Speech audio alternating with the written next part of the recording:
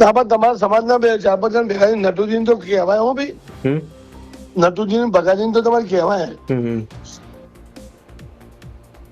તમારે એ તો તમારે કહેવાય કે ભાઈ સમાજના 4-5 જણા ભેગા થઈને કે તમે આવું થાય એ વાત વ્યાજબી નહીં. એમને ખબર તો પડી કે સમાજ અંધારામ નહીં, સમાજ ની.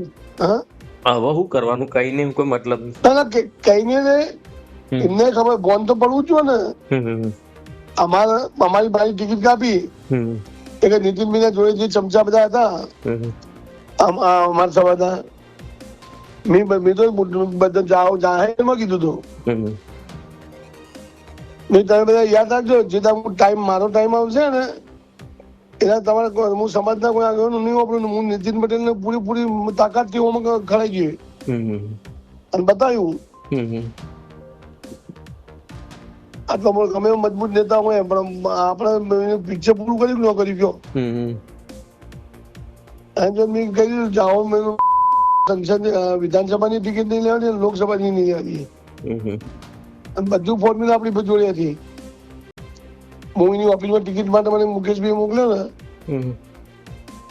મુકેશ કે તું મળી આવી યાર કે મુકા તો હુડી વચ્ચે ઉપાડી હતી ભાઈ બંધ મારો. પણ બીજું એને બીજા આપણે ખબર હતી ધારાસભ્યો મર્યાદા એની ના હોય. હું તો ગયો ઓફિસમાં, હું મનિયો 2 મનિયો ખબર કોણ મનિયો શહેર પ્રમુખ મનિયો મનીષ અમે 2 જણ ગયા. ગાડી મૂકી દીધી અપમાન કરી તો ઓમ છે અનામત નું ઓમ છે તેમ તાર ભાઈ બધા કીધું મારા ભાઈ.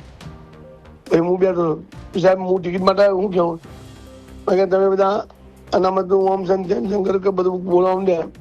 મેં સાહેબ અનામત નું આંદોલન અનિલભાઈ સાહેબ ને તમે 2 જણે ઉભું કર્યું હતું 10 ધારાસભ્યો વચ્ચે. હું બોલું કે તમે જૂઠું બોલો. મેં સાહેબ આ તમારા ફોટા થયા ને મારા મોબાઈલ ફોટા, હું પોતે અંદર બધા પાટીદાર સમાજ ને ગણપતમાં બોલાયા હતા. પહેલી મિટિંગ ચોકડી હતી અને મોઢા ચોકડી થી હનુમાન મંદિર થી રેલી કાઢી હતી પહેલી લાલજી બધા. શું બોલું બેટા? મેં અનામત આંદોલન ઉભું કરનાર તમે સૌકારી કરવા નીકળ્યા ભડાકો અને બધા ફોટા બધા બધું હાથે જોયા ભાઈ. આપડે તો કેટલી આવી અને આપણી દીકરી એને રાષ્ટ્રીય અધ્યક્ષ સુધી નડી એમને અધ્યક્ષ કશા રાખી જોયું કોઈ જગ્યાએ ઓમ નામ ગહેરા થઈ મળી જાય રાજપાલે નહીં બનાવું. સમજો તમે કોક ને કહો તું ખોટું સાબિત તો આપણે જોડે હોય તો બધું પુરવાર કરવું. જેનું નામ ચંદ્રકાંત પટેલ છે, એને વિના કારણે મારા એની સાથે કોઈ લેવા દેવા નહીં, કોઈ જાતનો સંપર્ક નહીં. એ વ્યક્તિએ મારા વિરુદ્ધ બીજા કોઈ વ્યક્તિ સાથે વાત કરતા અપશબ્દો બોલ્યા.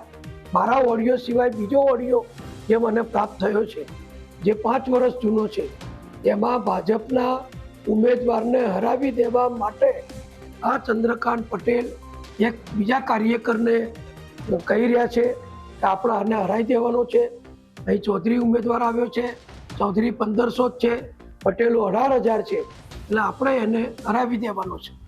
આવો ઓડિયો એ મેં જે મને મળ્યો હતો એ સ્વાભાવિક છે કે મારી ફરજ છે કે મારે આ વિશે મારા સંગઠનના નેતૃત્વને જાણકારી આપવી પડે.